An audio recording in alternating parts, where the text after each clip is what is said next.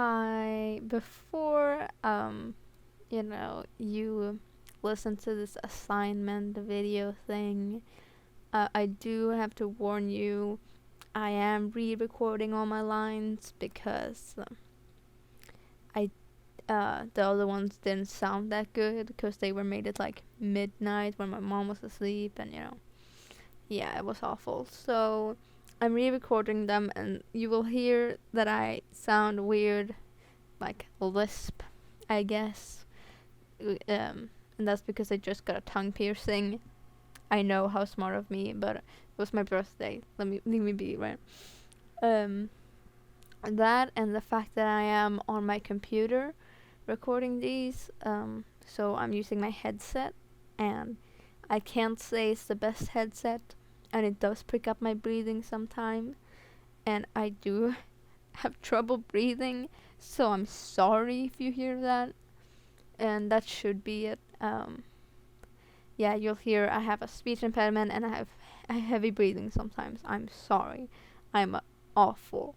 But you're gonna have to live with it if you wanna listen to these, 15 minutes of just dubbing of my first script. And I realize now I'm gonna have to redo because I did it all in one recording instead of several, which I realize is a mistake now.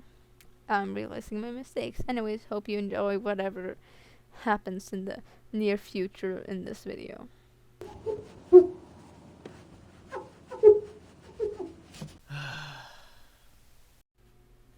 Hello, I'm doing an English assignment about Forrest Gump, the movie, from 1994, which is based on a book from 1986 by Winston Groom, and it's also named Forrest Gump, in case you're curious.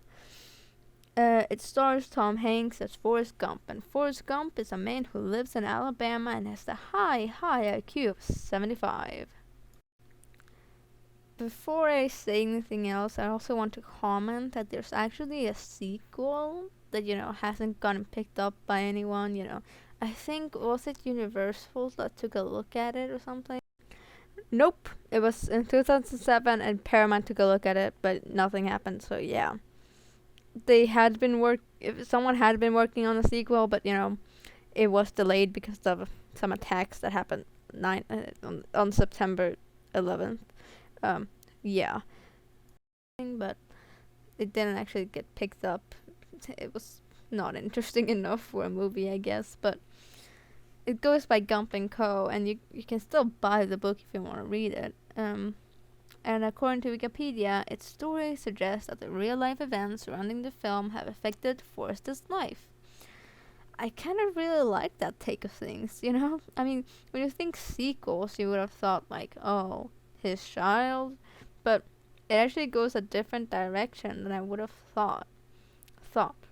Now, I haven't read the first book nor the sequel, but here are some reviews from Goodreads.com, which, there are some mixed reviews, but hear me out. One review states as follows: if you liked the movie, read Gump and Co. after watching the movie. If you liked both the movie and Gump and Co., then read Forrest Gump 1986 and view it as just another alternative life of the character Forrest Gump. Forrest Gump is a great character, and all three are worth your time. Though, a commenter on that review says, don't listen to this review. This is a sequel to the book, not the movie. It's like this person didn't even read the daggone book. And, reading the other comments, they seem to share the same sentiments. Another review goes as follows: life is like a box of chocolates, and I got a Brussels sprout. Scrolling through Goodreads.com, you'll find a lot of 4-star reviews as well as 1-star reviews too, leaving the book with an average of 3.28 stars on Goodreads.com. I would like to talk more about this, but I am on a time limit, so I'm just gonna go on to the next subject. Even though the movie is mostly loved, with 8.8 stars out of 10 on IMDb, IMDb.com, it sure has its critics. Like Eric Kahn from 2019 IndieWire. He critiques this know-nothing white man becomes a war hero and a wealthy man by simply shrugging along and participating in a country that dictates his every move. He never comprehends racism or the complexities of Vietnam. The movie portrays political activism and hippie culture as a giant cartoon beyond Forrest's understanding, while presenting his apolitical stance as the height of all virtue. Now, I don't know if that was his whole critique or if the Wikipedia just quoted him, but my thoughts regarding that is just, how do you expect him to comprehend racism or Vietnam? I mean, he just has the IQ of 75 and he can only think of one girl who was nice to him as a child. Now, I like to think of him as very childlike, which is why I don't agree with how Jenny treats him. I mean, poor boy is just a child. Which is also why I understand why he can't really comprehend racism. I mean, children don't really go around thinking, oh, yes, a black man, I wonder how the world would treat him today. But no, children are innocent and don't understand why people hate someone else for something like the color of the skin. Now, about Vietnam, I'm also a bit confused at how he handled it. But, I'm just gonna take it as he didn't understand what was really going on and why they were sneaking around and listening to someone's orders. He just did what he was told in order to get by, to as disgustingly romantic as this is gonna sound, to get back to Jenny. I mean, obviously he can't comprehend the complexities. He has an IQ of 75, and I know that's so boring to hear as an excuse. But, no one took the time to teach him any of this. His mom was the only reason he even got into a normal-ish school. Now, if that was really the way to go with this, I don't know. But I respect her wanting him to have what the other kids had. Maybe if he had gotten an education best suiting his needs, he would have been able to comprehend a thing or two. I'm not really the person who should be commenting on this, though, because, I wouldn't, I personally wouldn't be surprised if my IQ was, near Forrest's level. Let's just leave it at that. But, I mean, this man is gullible and acts childlike. I see your point in some way. I mean, like you stated, the movie is just about a white man's life, which is exactly why you shouldn't really expect more from it. I mean, did you really want to watch a movie for its political stance? Sometimes it's just nice to watch a movie for the fun of it. Now, onto the political stance of this. Nah, I'm kidding. I'll talk about JFK in a bit. Also, side note, I looked up this Eric Kahn guy because I had no idea who he was until his Twitter popped up, and the first thing I noticed was that Tom Hiddleston follows him, and I can't critique this man. I can't criticize him. I can't even look at him badly because honestly, I don't question anyone Tom Hiddleston follows. I just don't.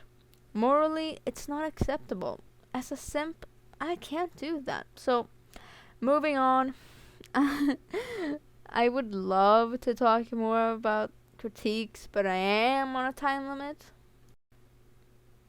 It's just mostly people being upset about him being hollow and ignorant, which, okay, fair enough. I don't feel like criticizing anyone else for their opinion after knowing that Tom Hiddleston follows Eric Kahn on Twitter. Just in case he follows anyone else I bring up. So, now on to Tom Hanks. Beloved by all, because apparently he's hot. I'm sorry. I only have eyes for one Tom. I mean, my mom said people thought he was hot, so I'm just taking it as that. But jokes aside, he seems to have a pretty successful career at least in my eyes. In this context, though, he did play Forrest Gump, the main character, and I have to say, I did like his work on this. I mean, me and my friends laughed throughout the whole movie thanks to him.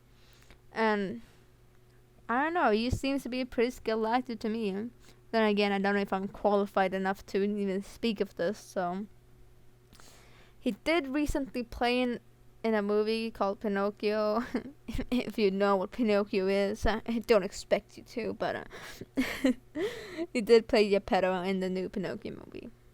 And I wasn't really fond of it, but apparently my mom loved it, so thanks, Tom Hanks.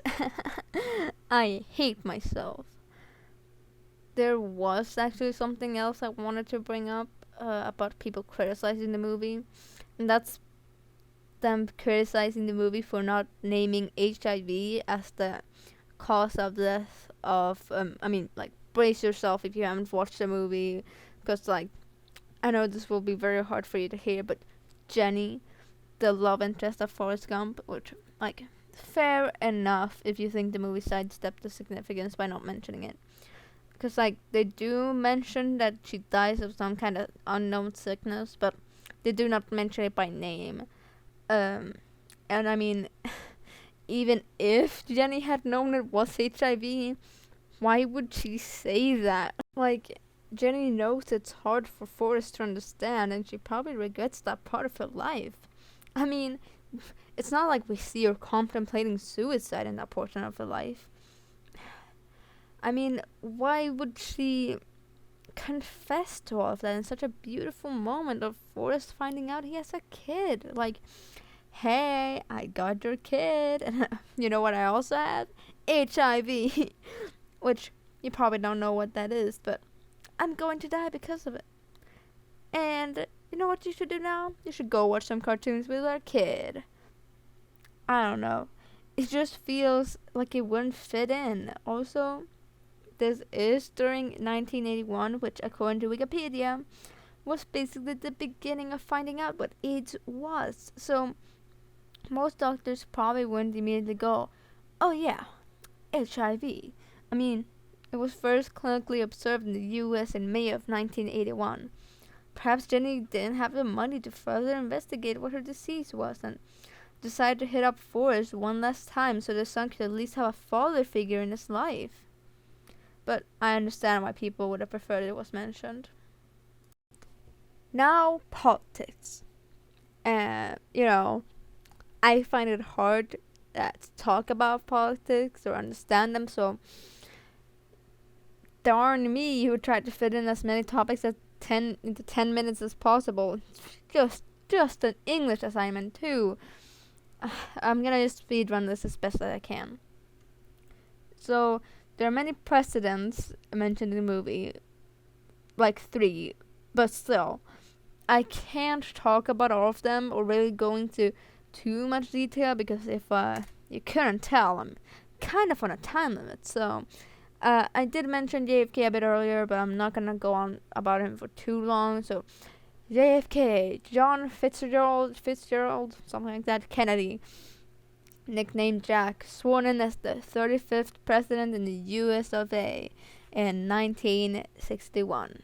Now, I don't really know much about him, and like I said, find it hard with politics. I prefer everything from art to psychology and biology, so I'm not gonna go on too long about him. I just know he was shot or something, which oof, I guess, F in the chat, I guess, but I'm just gonna go on about his sister, Rosemary Kennedy, born in 1918, and I don't know if she's the firstborn of Joseph P. Kennedy and Rose Fitzgerald Kennedy, but I'm pretty sure she's one of their older kids. And she had experienced seizures in her early adult years, along with some violent mood swings, so logically her father was oh yeah, prefrontal lobotomy, or leucotomy, and that was in 1941. Which, in case you don't know what the procedure is, allow me to explain. Also, caution if you don't like descriptions of uncomfortable situations like shoving something to someone's head and cutting, I don't know. Doctors back in the day would shove something called an orbitoclast into the head of patients and sever connections in the prefrontal cortex in order to fix people with mental disorders like bipolar disorder or schizophrenia. Also, often I've heard cases where it's people with just depression. Like, men would take their wives to their local doctor and be like, "Hi, yes, my wife here. She's sad. Fix her." Like, okay, it messed people up. So poor Rosemary ended up with a. She ended up permanently incapacitated and rendered unable to speak intelligibly at the age of 23. So, you know, Rosemary did spend most of her life in St. Coletta, an institution in Wisconsin, which was for the most part kept secret for decades, while also being isolated from her family, though later in her life she did occasionally visit them. As much as I love gory and gnarly things like lobotomy, shoving stuff into someone's eye, my time has come to an end. So I'll close this up by talking about something very quickly, and I did mention it in the beginning of this. Okay, well, probably not that much in the beginning. Honestly, you probably don't even know what I'm talking about, but, I'm talking about Pinocchio. Bet you didn't expect that one. I'm here talking about lobotomy, and now I'm all about Pinocchio. Kind of funny, shoving stuff into someone's head, or like a magic doll speaking to a man. Well, yeah, no. Anyways, it's not just about Pinocchio. It's I just find it a bit funny. The person who directed Forrest Gump, a movie everyone knows and loves, and stuff like that. It was just directed by Robert Zemeckis, who directed the abomination that is Pinocchio 2022. And it's kind of nice knowing Robert and Tom Hanks are still working together. I don't know why. I kind of find that like wholesome in a way, like kind of cute, like yeah, cute. Uh, I just find it kind of nice. Now that I've successfully talked your ears off with bullcrap, I think I can say I successfully have concluded my English assignment about the movie Forrest Gump from 1994. And hopefully I get an A, or else I will I will burn down I will just have failed my purpose in life. Honestly, I don't actually know what that is, but I probably would disappoint my teachers, which is like same thing if you ask me. So that's all for me. See ya.